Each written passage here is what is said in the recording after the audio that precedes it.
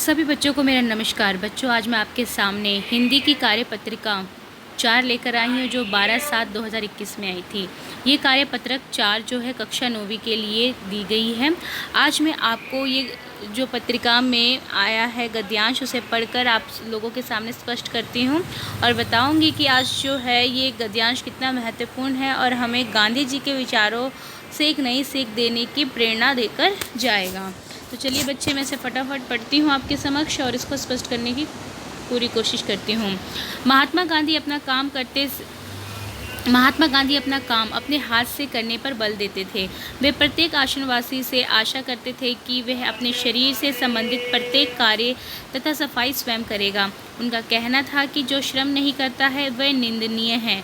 उनका समस्त अर्थशास्त्र यही बताता था कि प्रत्येक उपभोक्ता को उत्पादनकर्ता होना चाहिए। उनका कहना था जो श्रम नहीं करता वह पाप करता है और जो पाप का अन्न खाता है और वह पाप का अन्न खाता है। ऋषि मुनियों ने भी कहा है, बिना श्रम के भोजन करना वस्तुतः दूसरे का हक छीनने के समान है। गांधी जी की नीतियों की उपेक्षा करने के परिणामतः हम आज भी भोग रहे हैं। ना गरीबी कम हुई है, ना बेरोजगारी पर नियंत्रण हो पा रहा है और ना ही अपराधों की वृद्धि पर रोक हमारे वश की बात हो रही है। दक्षिण कोरिया के वासियों ने श्रमदान करके ऐसे श्रेष्ठ भवनों का निर्माण किया है जिनसे किसी को भी ईर्ष्या हो सकती है। यानी ये जो गद्यांश है यहाँ पर महात्मा गांधी जो हमारे राष्ट्रपिता हैं उनके विचारों को लेकर उपस्थित हुआ है और ये बताते हैं कि हमें जो है काम करना चाहिए। बिना काम के जो भोजन करते हैं वे व्यक्ति अच्छे नहीं होते हैं। यानी हमें श्रम मतलब मेहनत का दान देना है, हमें मेहनत का दान करना है। यहाँ पे देखो ये चित्र हम कहीं ना कहीं देखते तो यहाँ पे जब हमारे भारत के राष्ट्रपिता सफाई कर सकते हैं तो क्या हम लोग नहीं कर सकते हैं? ठीक है, यानी महात्मा गांधी जी ने स्वच्छता के ऊपर बच्चों बहुत महत्व दिया है और उन्होंने कहा है कि जहाँ स्वच्छता होगी तभी हमारे देश का विकास हो सकता है।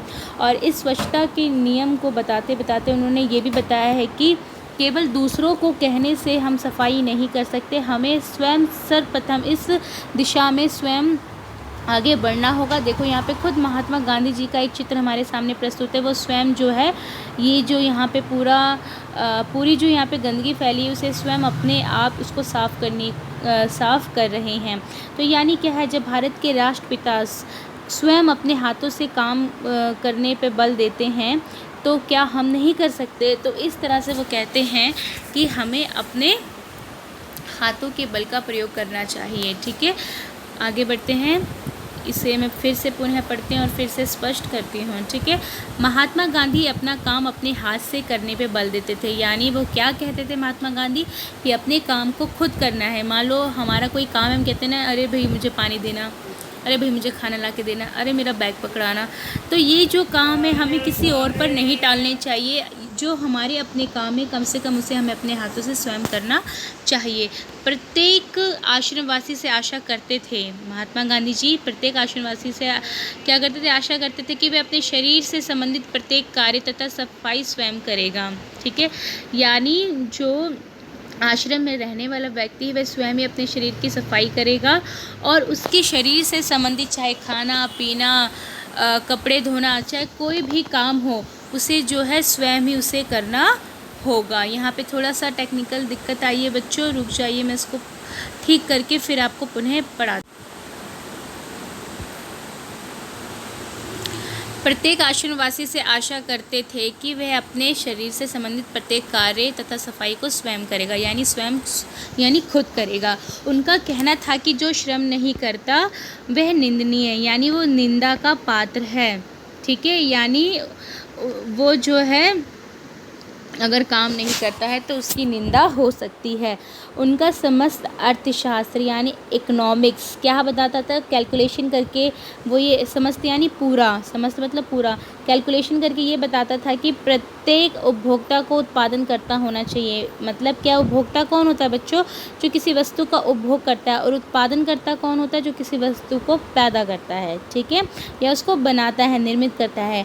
तो महात्मा गांधी जी कहते हैं कि अगर हम कुछ किसी से ले रहे हैं तो हमें कुछ किसी को बनाकर देना भी चाहिए। अगर मान लो हम लेते ही जाएंगे और किसी को देने का बिल्कुल भी कर्म नहीं करेंगे तो ये बात अच्छी नहीं होती। ठीक है, आगे बढ़ते हैं। इसमें महात्मा गांधी और क्या कह रहे हैं, उनका कहना था जो श्रम नहीं करता वह पाप करता है, जो पाप और पाप का अन्न खाता है। यानी उसको किस कैटेगरी में रख दिया, पाप की कैटेगरी में। हम सब जानते हैं कि पाप करना बहुत बड़ा अधर्म है।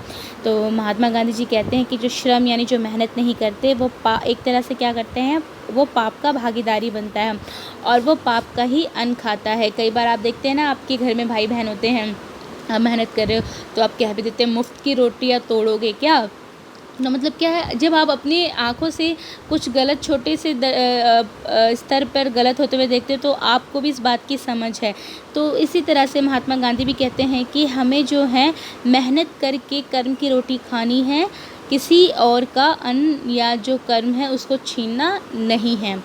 ऋषि मुनियों ने भी कहा है, क्या कहा है बच्चों, कि बिना श्रम किए भोजन करना वस्तुतः दूसरों का हक छीनने के समान है। यानी आप बिना मेहनत किए भोजन खा रहे हो तो मतलब क्या, आप किसी का हक छीन रहे हो। गांधी जी की नीतियों की उपेक्षा करने के परिणामतः हम आज भी भोग रहे हैं। मतलब गांधी जी ने जो हमें नीतियाँ बना के दी थी सद्मार्ग पे चलने वाली, जब हमने उसकी उपेक्षा कर दी यानी उसको फॉलो नहीं किया, उसको इग्नोर कर दिया, तो क्या हुआ, उसका परिणाम आज भी हम भोग रहे हैं। आज हमारे साथ क्या क्या हो रहा है हम देखते हैं। ना गरीबी कम हुई है, ना बेरोजगारी कम हुई है।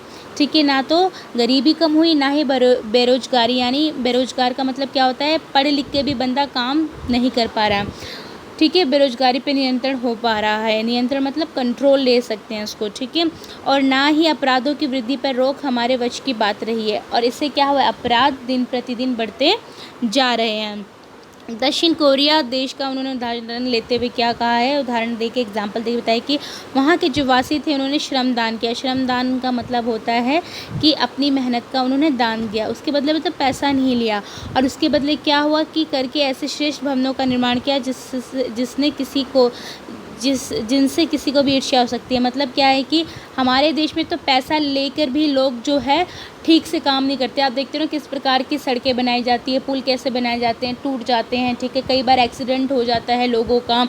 ठीक है, तो कुछ जो लालची लोग होते हैं, भ्रष्टाचारी लोग होते हैं, वो कुछ पैसों के लालच के लिए जो है अपने पथ को भ्रष्ट कर देते हैं, बुरा काम करते हैं, जिसका क्या है भुगतान किसी और को भोगना पड़ता है, भुगतान करना पड़ता है। तो यहाँ पे महात्मा गांधी जी कह रहे हैं कि यहाँ तो हम पैसा लेकर भी परफेक्ट काम नहीं देते, उचित काम नहीं देते हैं, उसमें भी मक्कारी कर जाते हैं। परंतु दक्षिण कोरिया का एक ऐसा देश है जहाँ पर बिना कुछ पैसे लिए भी श्रम का दान देके लोगों ने ऐसे भवनों का निर्माण किया है जिसे देखकर हमें ईर्ष्या या जलन हो सकती है। उम्मीद करती हूँ बच्चों कि ये जो पैसेज था, ये जो गद्यांश था, आपको समझ में आया होगा। आगे ये गद्यांश क्या कह रहा है कि गांधी जी प्रत्येक आश्रमवासी से क्या आशा करते थे, क्या आशा करते थे बच्चों, रुकिए मैं इसको थोड़ा नीचे कर दूँ, यहीं से हम उत्तर की ढूंढेंगे।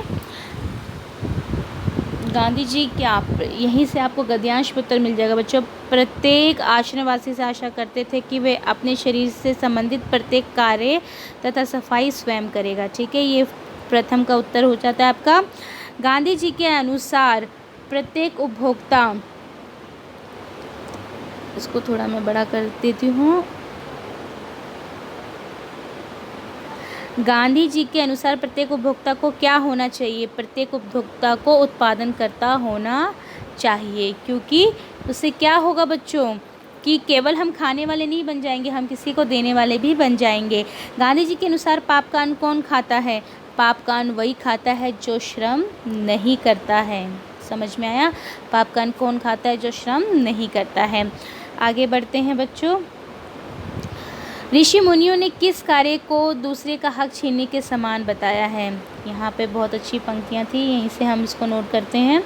ऋषि मुनियों ने कहा भी है कि बिना श्रम किए भोजन करना वस्तुतः दूसरे का हक छीनने के समान है। यानी हम बिना मेहनत किए भोजन खा रहे हैं तो उससे क्या कहते हैं वो, कि हम दूसरे का हक छीन रहे हैं।